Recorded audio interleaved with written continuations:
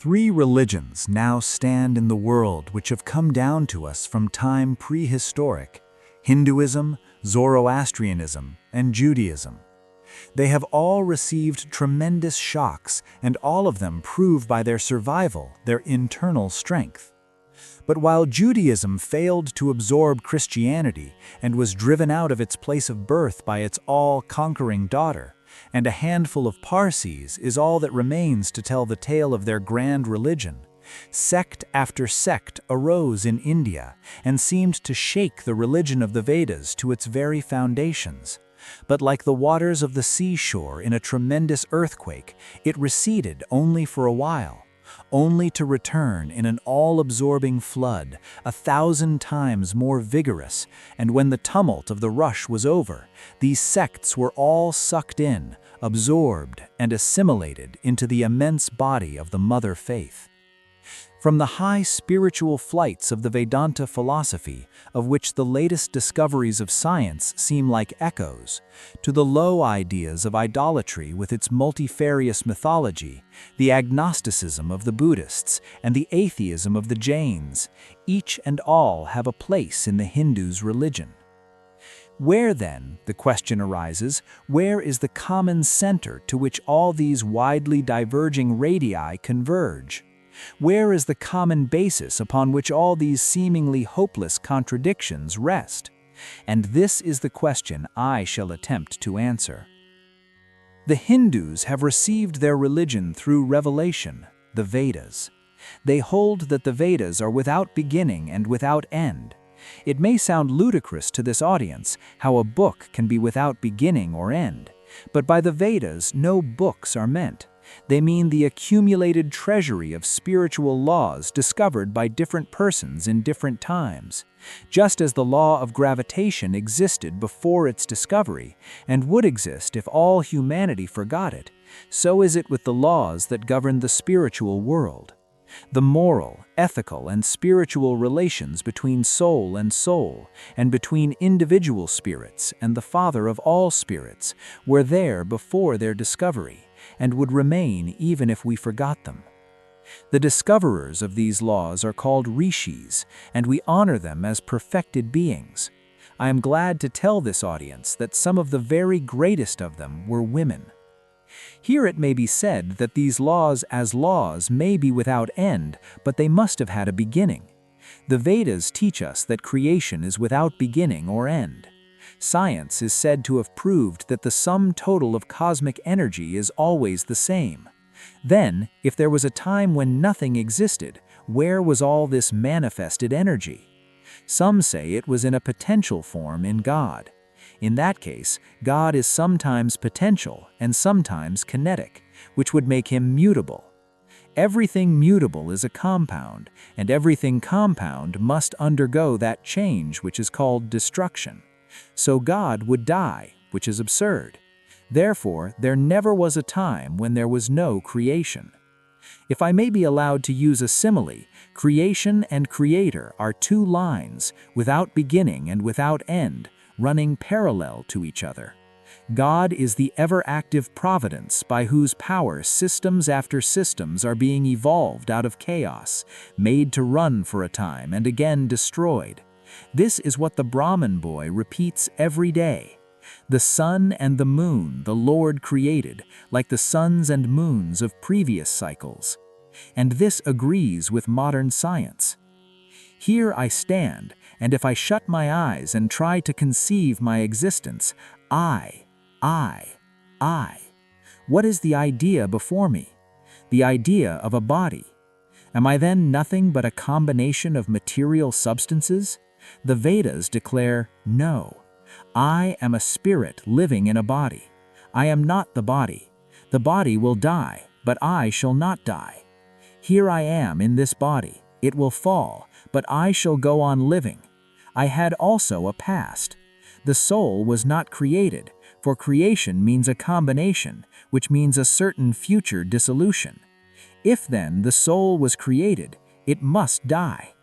Some are born happy, enjoy perfect health with beautiful body, mental vigor, and all wants supplied. Others are born miserable.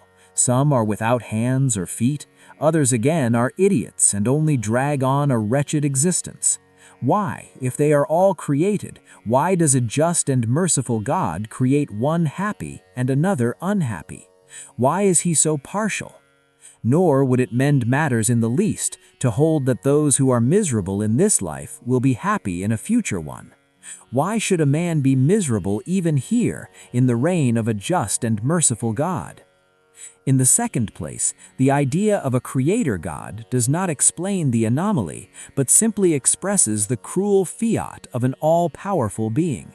There must have been causes then before his birth to make a man miserable or happy, and those were his past actions. Are not all the tendencies of the mind and the body accounted for by inherited aptitude? Here are two parallel lines of existence, one of the mind, the other of matter. If matter and its transformations answer for all that we have, there is no necessity of supposing the existence of a soul. But it cannot be proved that thought has evolved out of matter, and if a philosophical monism is inevitable, spiritual monism is certainly logical and no less desirable than a materialistic monism. But neither of these is necessary here. We cannot deny that bodies acquire certain tendencies from heredity, but those tendencies only mean the physical configuration through which a peculiar mind alone can act in a peculiar way. There are other tendencies peculiar to a soul caused by its past actions, and a soul with a certain tendency would, by the laws of affinity, take birth in a body that is the fittest instrument for the display of that tendency. This is in accord with science, for science wants to explain everything by habit, and habit is got through repetitions. So repetitions are necessary to explain the natural habits of a newborn soul. And since they were not obtained in this present life, they must have come down from past lives. There is another suggestion. Taking all these for granted, how is it that I do not remember anything of my past life? This can easily be explained. I am now speaking English. It is not my mother tongue. In fact, no words of my mother tongue are now present in my consciousness. But let me try to bring them up, and they rush in. That shows that consciousness is only the surface of the mental ocean, and within its depths are stored up all our experiences. Try and struggle, they would come up, and you would be conscious even of your past life. This is direct and demonstrative evidence. Verification is the perfect proof of a theory, and here is the challenge thrown to the world by the rishis. We have discovered the secret by which the very depths of the ocean of memory can be stirred up. Try it, and you would get a complete reminiscence of your past life. So then, the Hindu believes that he is a spirit. Him the sword cannot pierce, him the fire cannot burn, him the water cannot melt, him the air cannot dry. The Hindu believes that every soul is a circle whose circumference is nowhere, but whose center is located in the body, and that death means the change of this center from body to body. Nor is the soul bound by the conditions of matter. In its very essence, it is free, unbounded, holy, pure, and perfect. But somehow or other, it finds itself tied down to matter and thinks of itself as matter. Why should the free, perfect, and pure being be thus under the thraldom of matter is the next question. How can the perfect soul be deluded into the belief that it is imperfect? We have been told that the Hindus shirk the question and say that no such question can be there. Some thinkers want to answer it by positing one or more quasi-perfect beings and use big scientific names to fill up the gap. But naming is not explaining. The question remains the same. How can the perfect become the quasi-perfect? How can the pure, the absolute, change even a microscopic particle of its nature? But the Hindu is sincere. He does not want to take shelter under sophistry. He is brave enough to face the question in a manly fashion, and his answer is, I do not know. I do not know how the perfect being, the soul, came to think of itself as imperfect, as joined to and conditioned by matter. But the fact is a fact for all that. It is a fact in everybody's consciousness that one thinks of oneself as the body. The Hindu does not attempt to explain why one thinks one is the body. The answer that it is the will of God is no explanation. This is nothing more than what the Hindu says, I do not know. Well then, the human soul is eternal and immortal, perfect and infinite, and death means only a change of center from one body to another. The present is determined by our past actions and the future by the present. The soul will go on evolving up or reverting back from birth to birth and death to death. But here is another question. Is man a tiny boat in a tempest, raised one moment on the foamy crest of a billow and dashed down into a yawning chasm the next, rolling to and fro at the mercy of good and bad actions, a powerless, helpless wreck in an ever-raging, ever-rushing, uncompromising current of cause and effect? A little moth placed under the wheel of causation which rolls on crushing everything in its way and waits not for the widow's tears or the orphan's cry.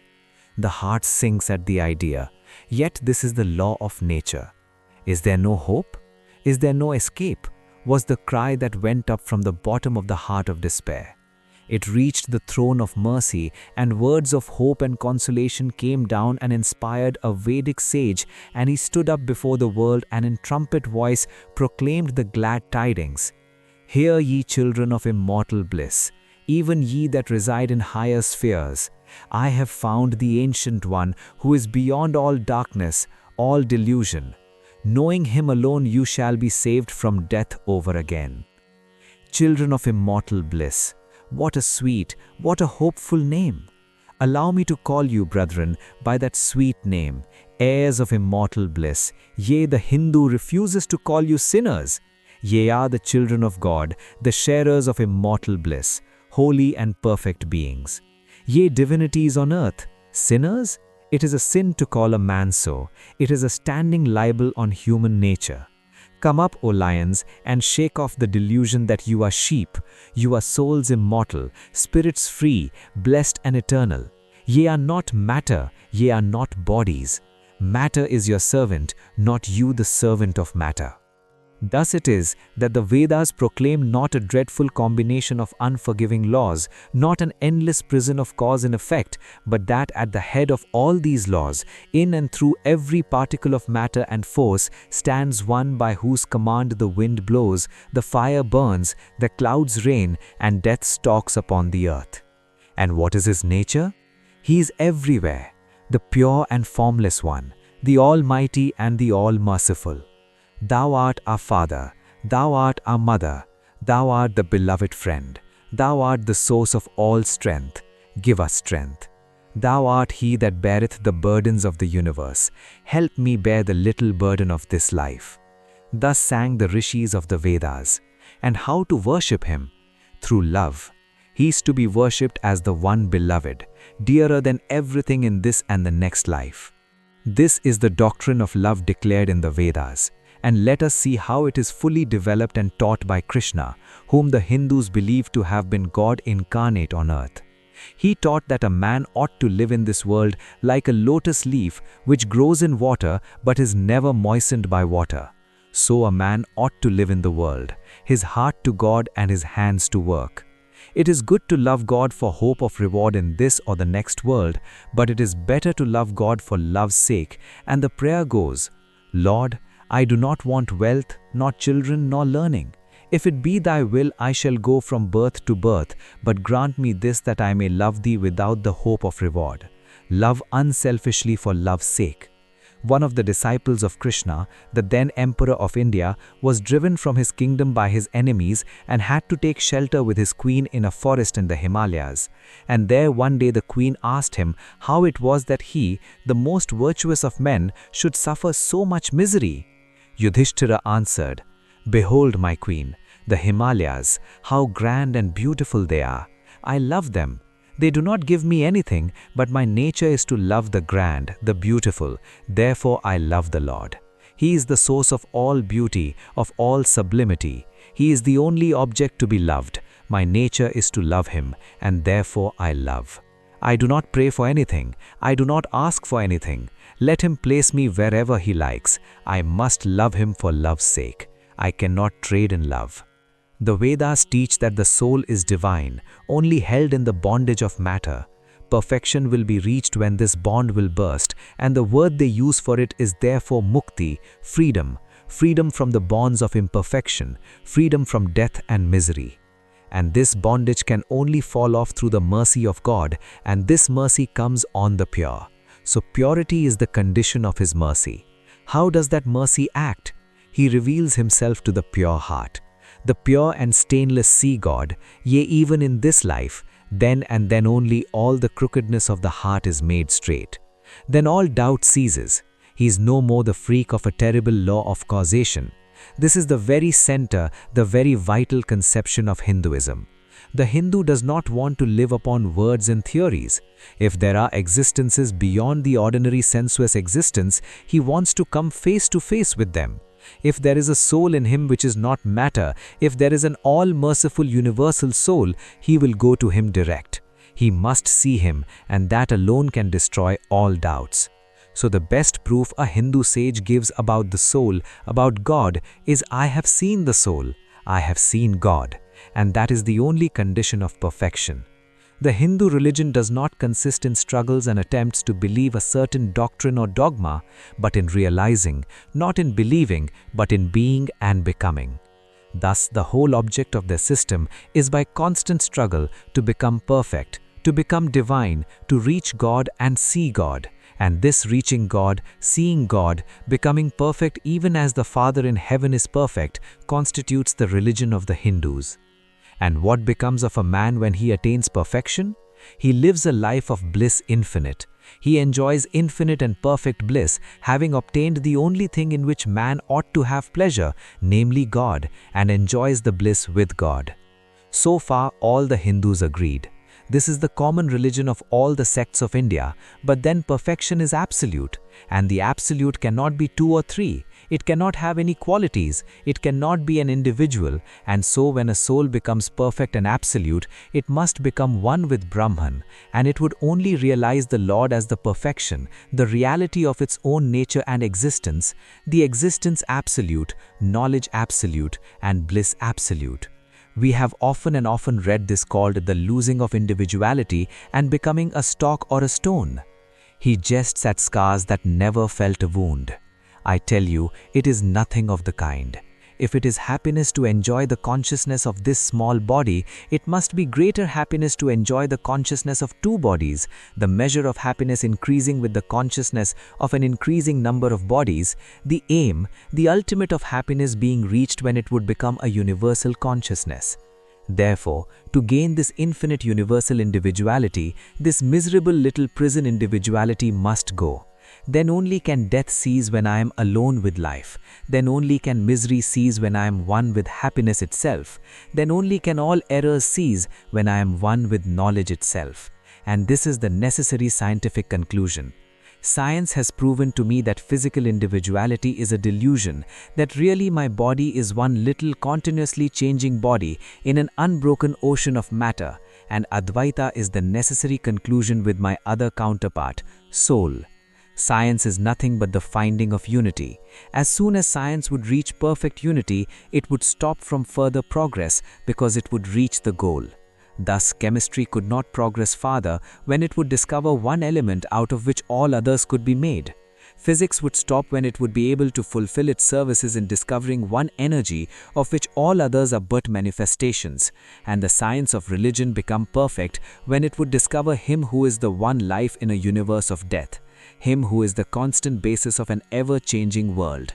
One who is the only soul of which all souls are but delusive manifestations. Thus is it through multiplicity and duality that the ultimate unity is reached. Religion can go no farther. This is the goal of all science. All science is bound to come to this conclusion in the long run. Manifestation and not creation is the word of science today, and the Hindu is only glad that what he has been cherishing in his bosom for ages is going to be taught in more forcible language and with further light from the latest conclusions of science. Descend we now from the aspirations of philosophy to the religion of the ignorant. At the very outset, I may tell you that there is no polytheism in India. In every temple, if one stands by and listens, one will find the worshippers applying all the attributes of God, including omnipresence, to the images. It is not polytheism, nor would the name henotheism explain the situation. The rose, called by any other name, would smell as sweet. Names are not explanations. I remember as a boy hearing a Christian missionary preach to a crowd in India. Among other sweet things he was telling them was that if he gave a blow to their idol with his stick, what could it do?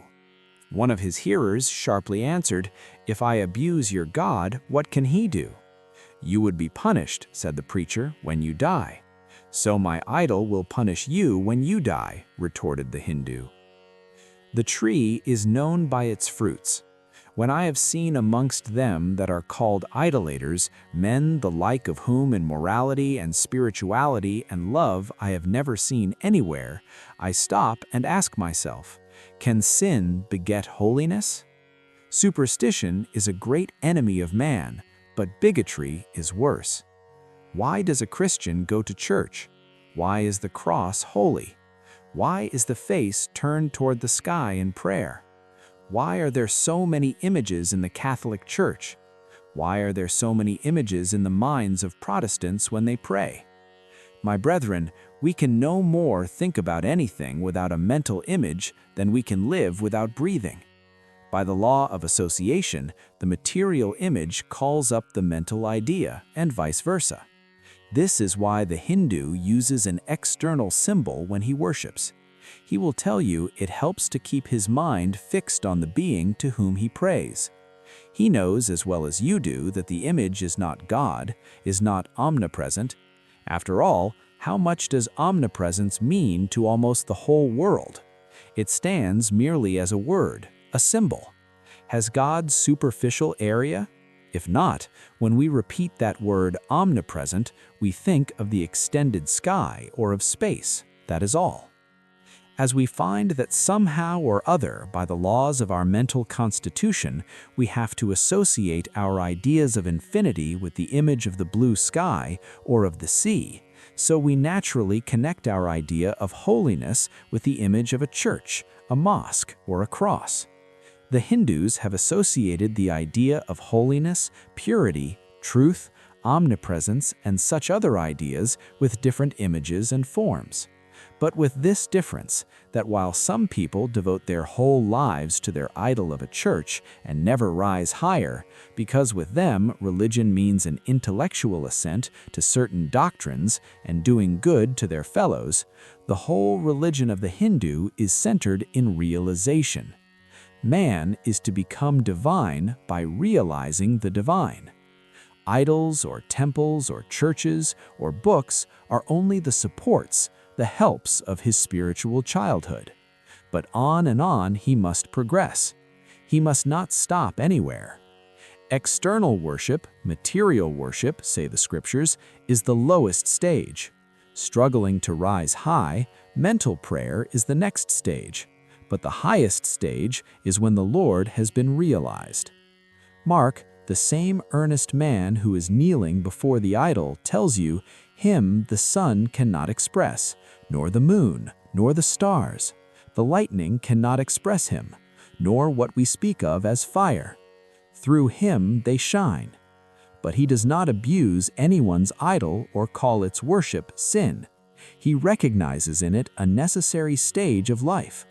The child is father of the man. Would it be right for an old man to say that childhood is a sin or youth a sin? If a man can realize his divine nature with the help of an image, would it be right to call that a sin? Nor even when he is past that stage should he call it an error. To the Hindu, man is not traveling from error to truth, but from truth to truth, from lower truth to higher truth. To him, all the religions, from the lowest fetishism to the highest absolutism, mean so many attempts of the human soul to grasp and realize the infinite. each determined by the conditions of its birth and association, and each of these marks a stage of progress. And every soul is a young eagle soaring higher and higher, gathering more and more strength till it reaches the glorious sun. Unity in variety is the plan of nature, and the Hindu has recognized it. Every other religion lays down certain fixed dogmas and tries to force society to adopt them. It places before society only one coat, which must fit Jack and John and Henry all alike. If it does not fit John or Henry, he must go without a coat to cover his body. The Hindus have discovered that the absolute can only be realized or thought of or stated through the relative, and the images, crosses, and crescents are simply so many symbols, so many pegs to hang the spiritual ideas on. It is not that this help is necessary for everyone, but those that do not need it have no right to say that it is wrong, nor is it compulsory in Hinduism. One thing I must tell you, idolatry in India does not mean anything horrible. It is not the mother of harlots. On the other hand, it is the attempt of undeveloped minds to grasp high spiritual truths.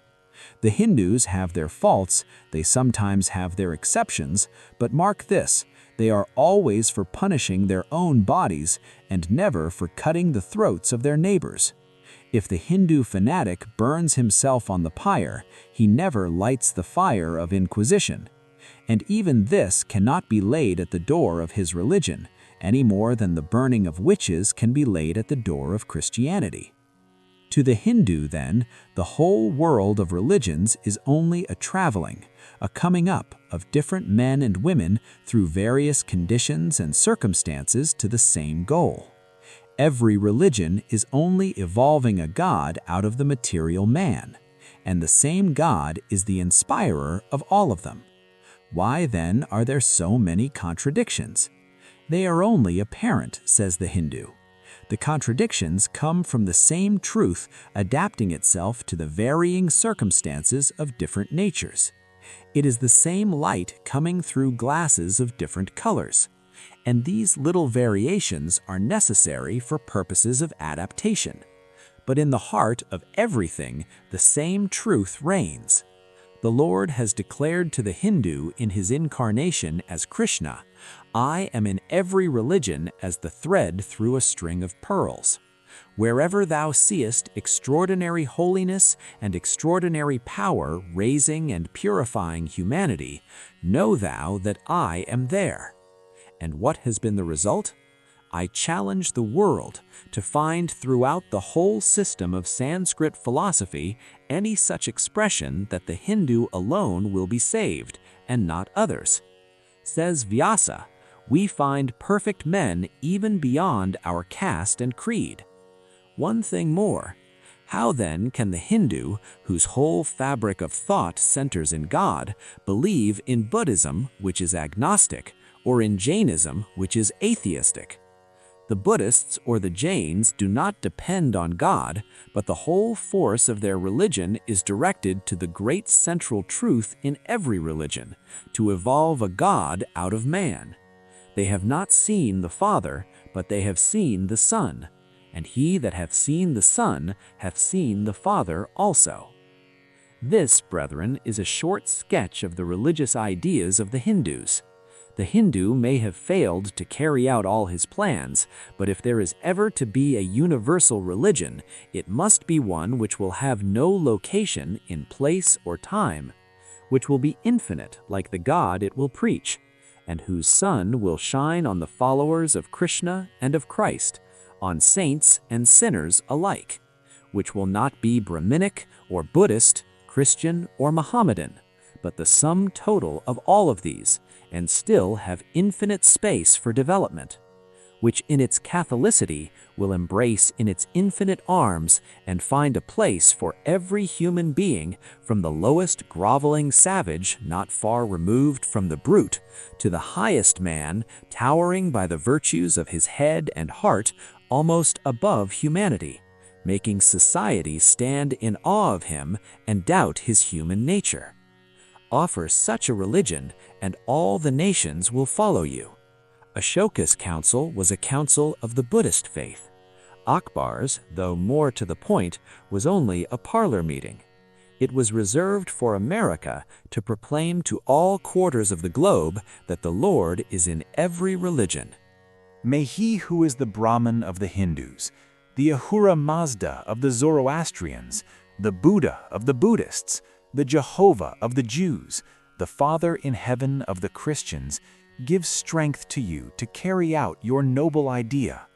The star arose in the east. It traveled steadily towards the west, sometimes dimmed and sometimes effulgent, till it made a circuit of the world, and now it is again rising on the very horizon of the east, the borders of the Sanpo, 1,000-fold more effulgent than it ever was before. Hail Columbia, motherland of liberty! It has been given to thee, who never dipped her hand in her neighbor's blood, who never found out that the shortest way of becoming rich was by robbing one's neighbors. It has been given to thee to march at the vanguard of civilization with the flag of harmony.